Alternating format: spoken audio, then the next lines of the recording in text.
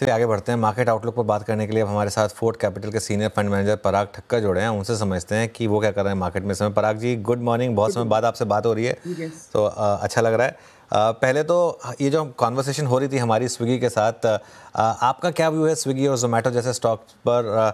क्या आपके पोर्टफोलियो में है ये स्टॉक्स? जी नहीं, जोमेटो एक जमाने में हुआ करता था। ये सब स्टॉक्स जो है जिसमें हालांकि मैं सुन रहा था आपकी discussion and management was sounding very positive. Even food service business में भी दिसंबर 25 तक ब्रेक इवन की बात है, तो definitely we will consider. But अभी तक हमारे पोर्टफोलियो में ये स्टॉक्स नहीं है। जनरली मेरा ये इन्वेस्टमेंट फिलोसफी रहा है कि ट्राइड एंड टेस्टेड बिजनेसेस में मैं ज़्यादा भरोसा करता हूँ।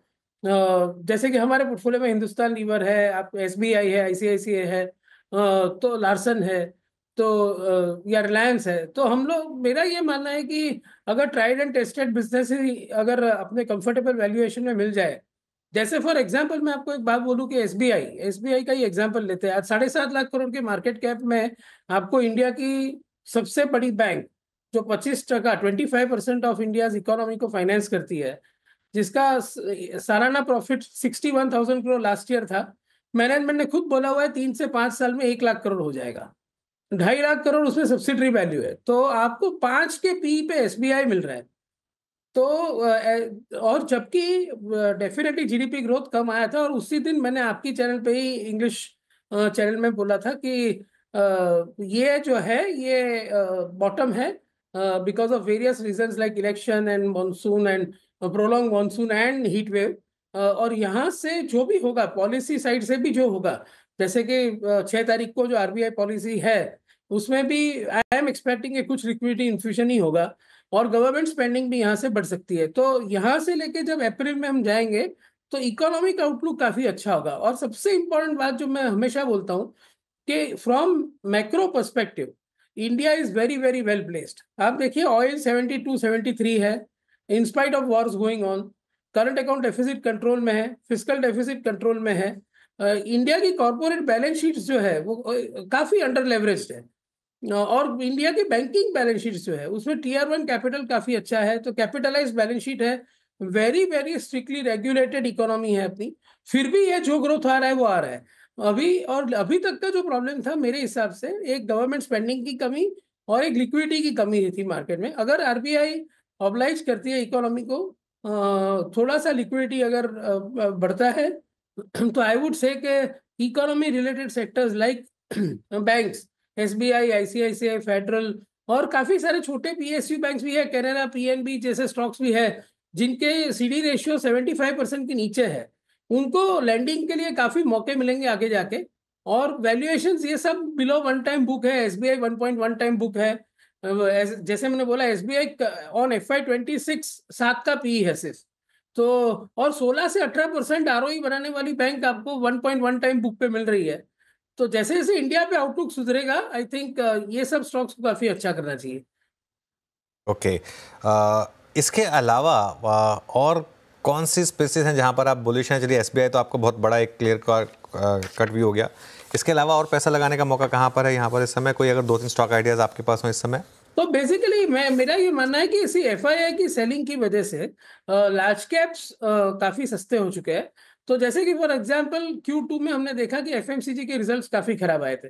तो ये मेरा हमेशा ये होता है कि जहां पे long term view of the business is very good, the fundamentally business is very good, management is very good, corporate governance का कोई इश्यू नहीं है, और वहां पे अंडर परफॉर्मेंस सिर्फ एक आध दो रिजल्ट की वजह से अगर आती है, तो वो एक बहुत अच्छा मौका होता है स्टॉक लेने का फ्रॉम लॉन्ग टर्म पर्सपेक्टिव, जिसमें हिंदुस्तान लीवर में सबसे पहले बोलूंगा।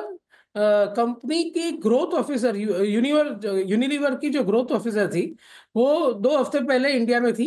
उसने एक वर्ड यूज किया था कि Hindustan Lever is a heartbeat of Unilever. तो उनके लिए जो हिंदुस्तान लीवर का इंपॉर्टेंस है, आज की तारीख में उनका 11% रेवेन्यू हिंदुस्तान लीवर से आता है। लेकिन अगर हम की उनकी कैपिटल मार्केट की डे की प्रेजेंटेशन देखिए, उसमें उन्होंने साफ लिखा है कि they are targeting double digit EPS growth led by top line. और उनकी जो प्रोडक्ट्स है आप देखिए, ब्यूटी एंड वेलनेस सेगमेंट्स में पॉन्ड्स है, डव है, लैक्मे है, ये सब कैटेगरी ऐसे जिसमें प्रीमियमाइजेशन का काफी मौका है। और आप वैल्यूएशन के हिसाब से देखिए तो ये FY 27 का मेरा कैलकुलेशन है कि EPS 60 रुपया होगा।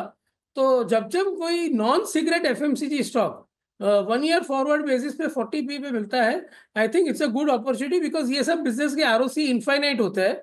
ब्रांड ब्रांड इतनी सॉलिड होती है, मार्जिन 20% से ऊपर होते हैं। ये हाई क्वालिटी ऑफ बिजनेसेस है जो खरीद के रखने चाहिए खराब टाइम में।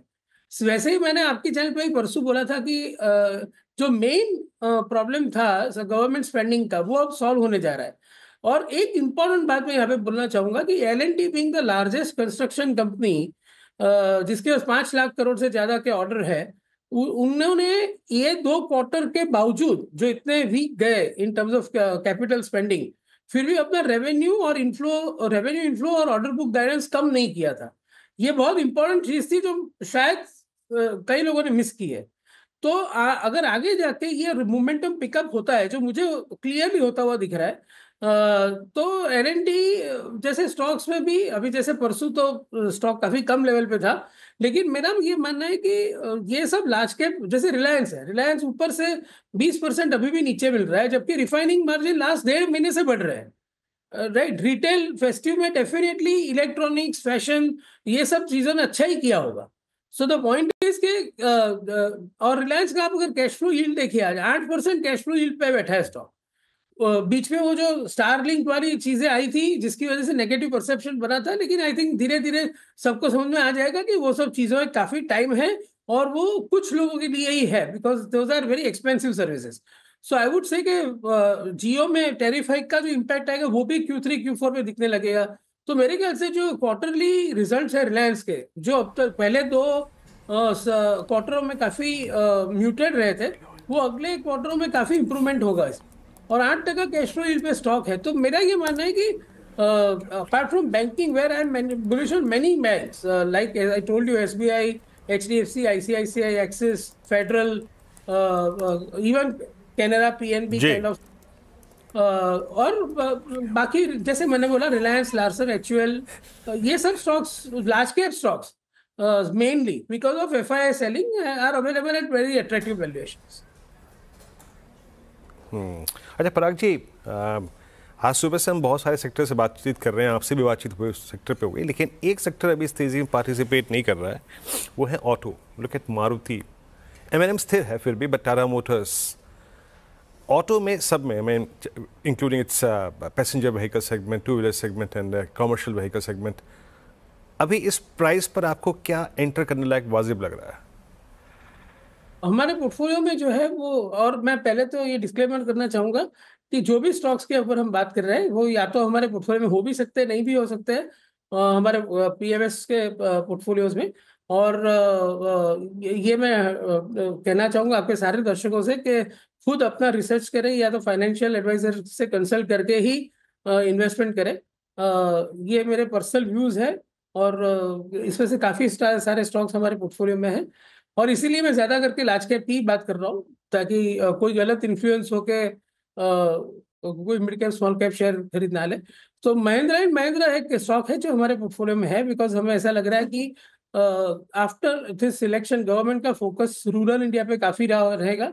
इनफैक्ट एक और चीज मैं बोलना चाहूंगा कि जैसे कि महाराष्ट्र का गेम चेंजिंग इवेंट था लाड़की बहन योजना, तो इससे जो ट्रेंड सेट होता है कि direct transfer in people's accounts, middle class और लोअर मिडिल क्लास, ये जो चीजें हैं, ये हिंदुस्तान लीवर जैसी कंपनियों को आगे जाके बहुत हेल्प करेगी। बिकॉज लास्ट 10 साल में आप देखिए गवर्नमेंट का फोकस मेनली इंफ्रास्ट्रक्चर कैपेक्स पे रहा है। वेलफेयर स्कीम्स के जरिए direct transfer in people's account वो अभी शुरू हुआ है, वो ट्रेंड ने अभी जस्ट शुरुआत की है। इसीलिए मैं बोल रहा हूँ कि ये हिंदुस्तान लीवर जैसे स्टॉक्स को हर तरह से फायदा होने वाला है, और ग्लोबल पेरेंट कंपनी भी बहुत ही ज्यादा सीरियस है इंडियन बिजनेस को लेके। तो महिंद्रा एंड महिंद्रा भी एक रूरल इंडिया प्ले है, बहुत ही अच्छा मैनेजमेंट है। ट्रैक्टर साइकिल, मुझे ऐसा लग रहा है कि जो मानसून अच्छा आया है तो वो बॉटम पे है। उन्होंने 26 नवंबर को अभी 2 अच्छी इलेक्ट्रिक SUV लॉन्चेस भी की है, तो लॉन्च पाइपलाइन भी काफी बढ़िया है। स्टैंड अलोन लेवल पे नेट कैश बैलेंस शीट है। तो महिंद्रा एंड महिंद्रा एक ऐसा स्टॉक है जिसमें ऑफ कोर्स जो मेरे पोर्टफोलियो में नहीं है उसमें भी काफी सारे अच्छे स्टॉक्स हैं, जैसे कि टाटा मोटर्स, मारुति या टीवीएस मोटर्स या बजाज या हीरो। सब stocks quality wise there is no problem, it is only about earnings and earning momentum. तो मेरा ये मानना है कि ऑटो सेक्टर भी आगे जाके अच्छा कर सकता है, but right now we are not overweight on the sector.